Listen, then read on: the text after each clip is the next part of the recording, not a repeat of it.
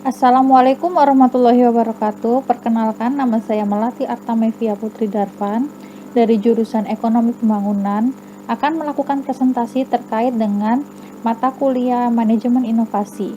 Masalah yang kami angkat adalah masalah sampah plastik di lingkungan Fakultas Ekonomi dan Bisnis di Universitas Negeri Malang dengan tagline Environmental Problems That Never Stop. Berikut adalah nama anggota kami. Sebelum memulai presentasi, saya akan membacakan sebuah quote yang cukup menarik. We are being choked to death by the amount of plastic that we throw away. It's killing our oceans. It's entering into our bodies in the fish we eat.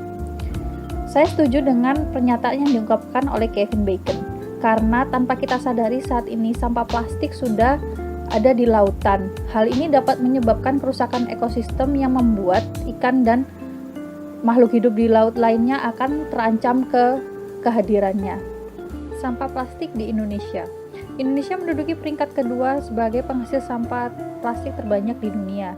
Hal ini diungkapkan oleh Kementerian Lingkungan Hidup dan Kehutanan, bahwa dalam 1 tahun saja, sampah plastik yang dikeluarkan oleh anggota Asosiasi Pengusaha Retail Indonesia sudah mencapai 10,95 juta lembar sampah plastik. Data tersebut belum termasuk dengan sampah plastik yang dihasilkan oleh rumah tangga. Jika kita tidak melakukan tindakan dari sekarang, maka kelangsungan hidup manusia dan juga makhluk hidup lainnya akan terganggu. Untuk penyelesaian masalah ini, kami berfokus pada lingkungan Fakultas Ekonomi dan Bisnis Universitas Negeri Malang. Kami menggunakan metode design thinking. Dalam design thinking terdapat 5 tahapan. Yang pertama, empathize, define, ideate, prototype, and test. Presentasi kali ini kami fokus pada 3 tahapan. Yang pertama adalah empathize. Empathize adalah penjelasan masalah dari sudut pandang responden. Kemudian ada define. Define mencari variabel dalam masalah yang diteliti. Kemudian ideate. Ideate adalah mencari solusi, penjelasan detail solusi, dan memutuskan solusi. Yang pertama adalah empathize. Untuk empathize, kami menggunakan metode yaitu empathy map. Dalam empathy map terdapat 6 indikator yang harus diperhatikan. Yang pertama, say and do, see, hear, think and feel, pain, and gain. Untuk say and do, kami menggunakan pertanyaan sebagai berikut, yaitu bagaimana perilaku kalian saat melihat sampah plastik yang berserakan di lingkungan kampus, terutama FEB. Yang kedua yaitu see, apakah kamu sering melihat temanmu membeli minuman dari plastik sekali pakai? Here, kami menggunakan pertanyaan, pernahkah kamu mendengar teman atau orang lain mengeluhkan sampah plastik yang berserakan di sekitar lingkungan FEB? Kemudian think and feel, apa yang kalian pikirkan dan rasakan jika melihat sampah plastik yang berserakan di lingkungan FEB? Yang kelima yaitu pain, jelaskan ketidaknyamanan kamu ketika melihat sampah plastik di lingkungan kampus FEB UM. Gain, apa yang kamu harapkan dari masalah sampah plastik di lingkungan FEB UM? Kami melakukan survei ini menggunakan Google Form dan berikut adalah hasil survei kami. Dari 23 responden mahasiswa Fakultas Ekonomi dan Bisnis di Universitas Negeri Malang, mereka merasa terganggu dan tidak nyaman dengan adanya sampah plastik di lingkungan kampus FEB Universitas Negeri Malang. Dari indikator here, mereka sering mendengar dan juga mengatakan sendiri bahwa mereka tidak nyaman dan tidak suka dengan adanya sampah plastik di lingkungan FEB. Kemudian think and feel. Untuk think and feel, mereka juga tidak suka dan tidak nyaman dengan adanya sampah plastik yang berserakan di lingkungan FEB, terutama ketika mereka berada di kantin. Karena ketika berada di kantin masih banyak sampah yang berserakan dan banyak mahasiswa yang tidak mau membuang sampahnya ke tempat sampah. Kemudian untuk C, masih banyak mahasiswa yang sering membeli makanan atau minuman menggunakan plastik sekali pakai. Hal ini dapat dilihat dari jumlah persentase mahasiswa yang sering membeli menggunakan plastik sekali pakai yaitu sebesar 71%. Kemudian say and do, mereka cenderung membiarkan sampah tersebut tetap di tempatnya atau membuang jika sampah tersebut masih tidak mengeluarkan bau atau tidak ada sisa makanan.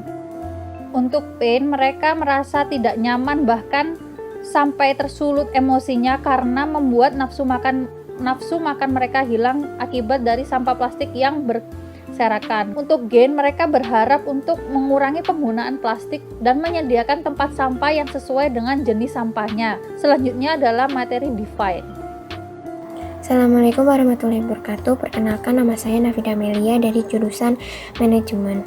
Saya akan menjelaskan tentang hasil dari tugas pertemuan ke-7, yaitu menganalisis masalah menggunakan diagram fishbone.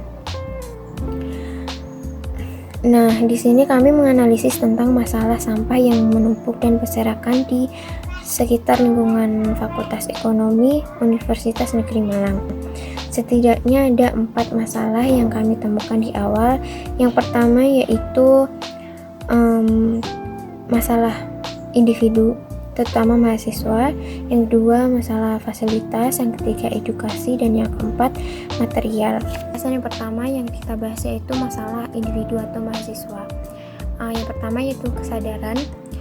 Sudah menjadi hal biasa sepertinya di Indonesia jika sampah selalu menjadi masalah di setiap tahunnya. Masalah-masalah tersebut muncul tidak luput dari kesadaran. Banyak yang menganggap sampah hanya masalah kecil yang tidak perlu diperhatikan.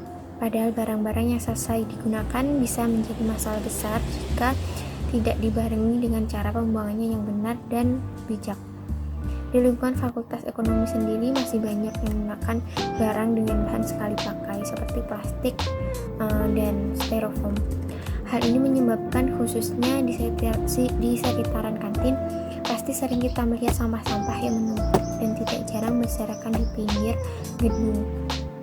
Hal ini mengindikasikan warga Fakultas Ekonomi masih memiliki kesadaran yang rendah terhadap masalah sampah. Yang selanjutnya itu masalah kebiasaan. Masalah sampah plastik yang menumpuk dan berserakan ini tidak bisa lepas dari kesalahan warganya sendiri. Kebiasaan buruk yang dilakukan dan juga tidak kunjung dirubah menimbulkan banyak dampak yang tidak baik bagi lingkungan dan menimbulkan juga ketidaknyamanan untuk melakukan kegiatan belajar mengajar.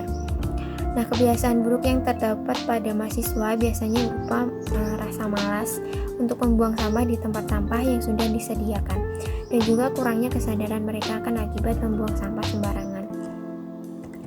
Dan yang terakhir yaitu sanksi atau kebijakan. Nah, penerapan kebijakan tentang sampah juga bisa menjadi pemicu orang-orang membuang sampah sembarangan. Selama ini di Universitas Negeri Malang belum menerapkan kebijakan sampah secara tegas. Penerapan sanksi juga menjadi samar-samar seiring berjalannya waktu. Banyak juga yang tidak menjalankan peraturan sebagaimana mestinya. Namun meski begitu, kebijakan sanksi pelanggaran untuk pembuangan sampah sembarangan adalah peraturan yang mendorong masyarakat warganya untuk disiplin membuang sampah pada tempatnya. Oleh karena itu, ketertiban membuang sampah yang benar adalah berasal dari masyarakatnya itu sendiri.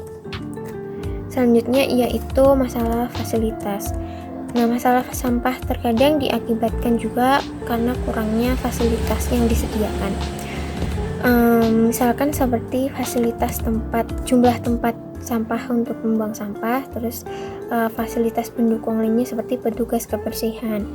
Nah, jumlah tempat sampah yang tidak bisa menyeimbangi jumlah konsumen akan sulit untuk menampung seluruh sampah sisa konsumsi.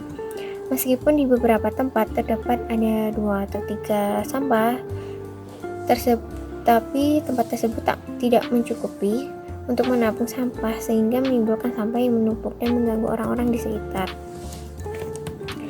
Nah, jenis tempat sampah juga mempengaruhi. Dengan tidak adanya tempat berdasarkan jenisnya, sampah akan menumpuk menjadi satu dan bercampur sehingga dapat menimbulkan bau yang tidak sedap. Yang selanjutnya yaitu petugas kebersihan.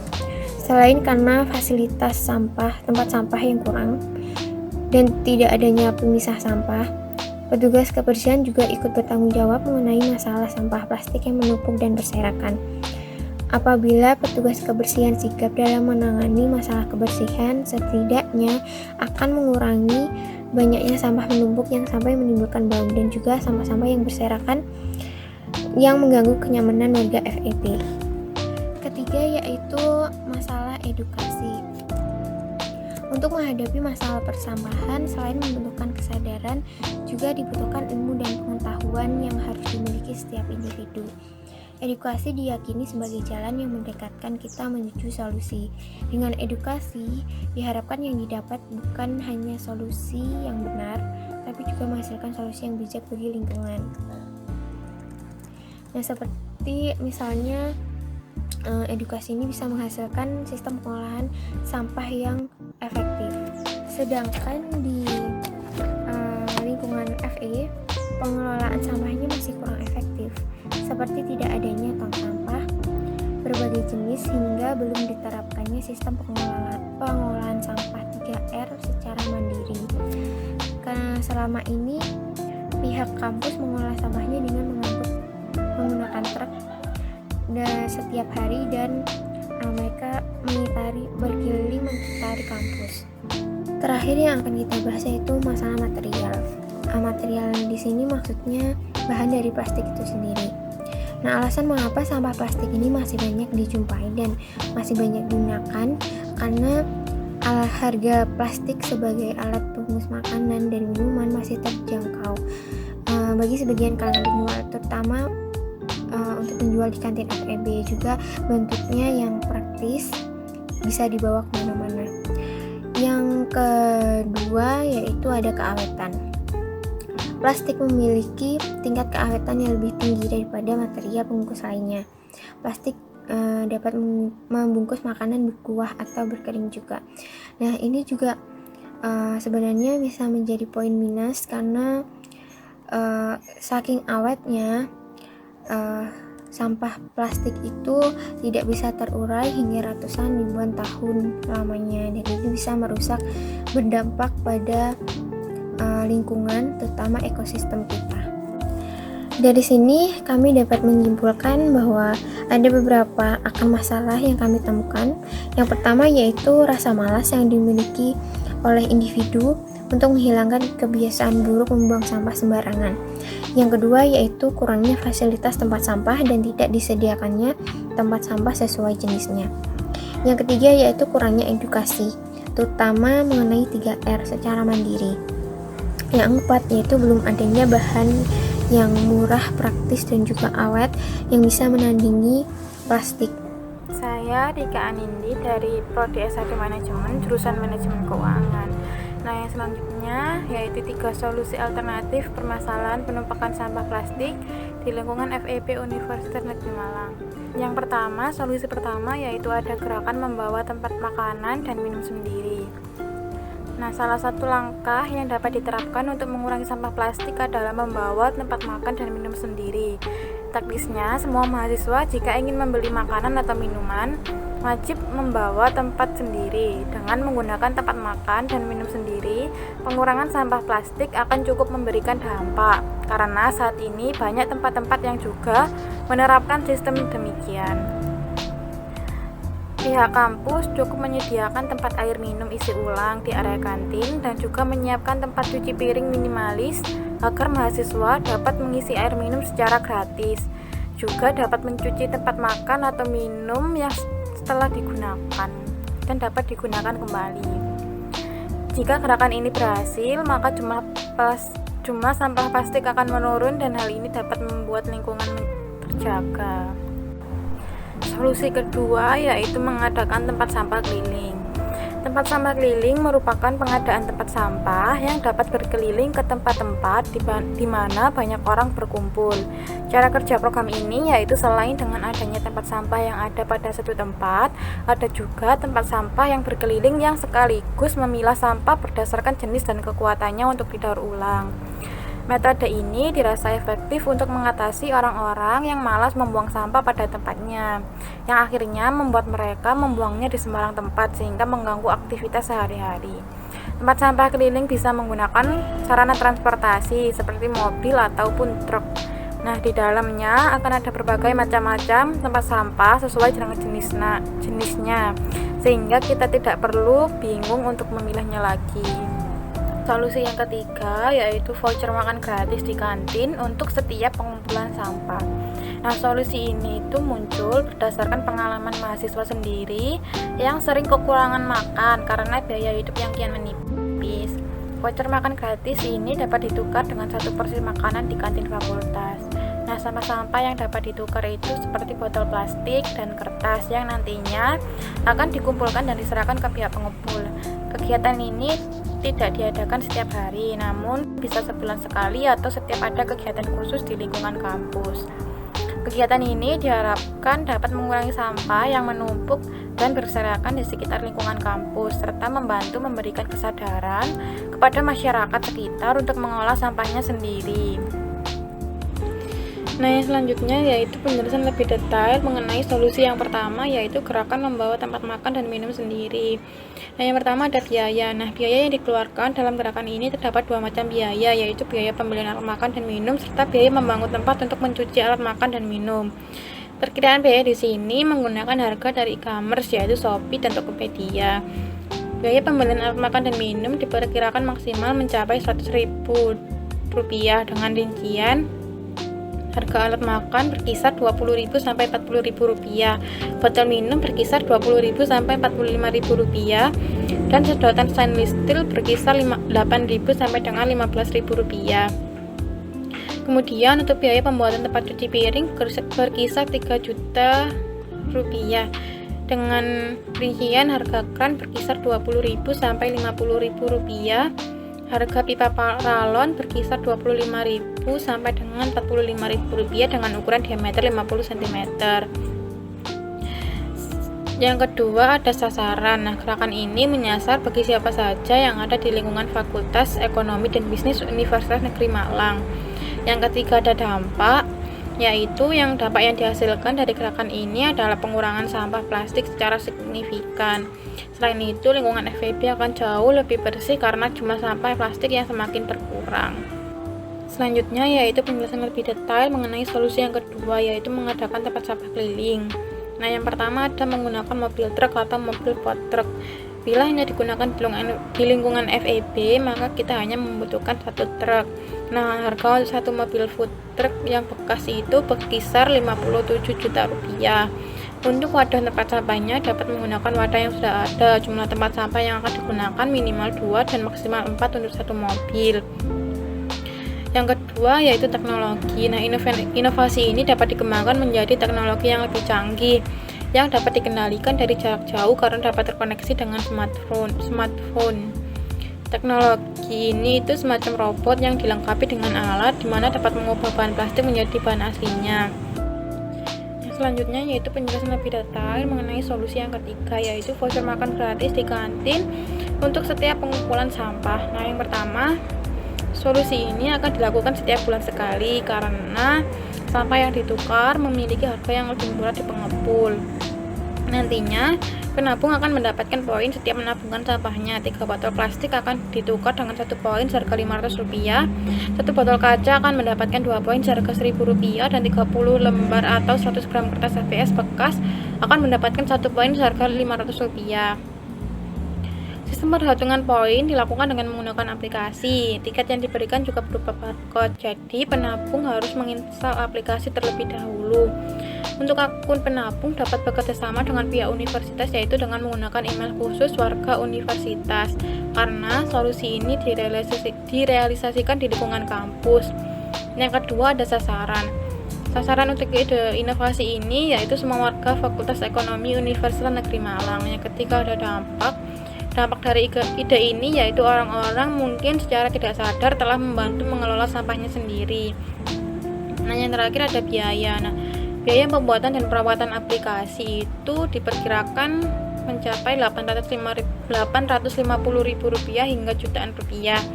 Yang kedua ada biaya sewa tempat penyetoran yang kira-kira membutuhkan biaya sekitar Rp450.000.